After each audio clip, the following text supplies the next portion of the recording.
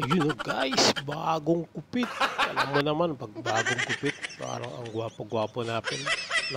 Sabay tinapat ko pa sa sa ilaw, guys. So, ayun, oh, salamat sa nagkupit. Alam mo na kung sino ka, hindi ko mention ang pangalan mo. Pero ang dahil sa iyo, pumogi na naman si Jovic, guys. So, ayun na, on day off ngayon, guys. Nagkayaya si MK1 nagchatchay kami ngayon, guys. Yun, no. Pasensya na kayo, guys, kasi nga talaga pag bagong ligo pati parang gwapo-gwapo natin. Pero actually, guys, gwapo. Dito na kami ngayon, guys, sa sa kapehan.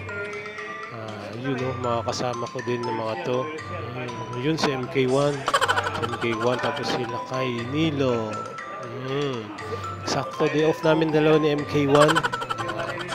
Ito sila kay day off kasi kami lahat. Nagyayaan magte-chay. Sit ko yan, no? Tapos bagong gupit.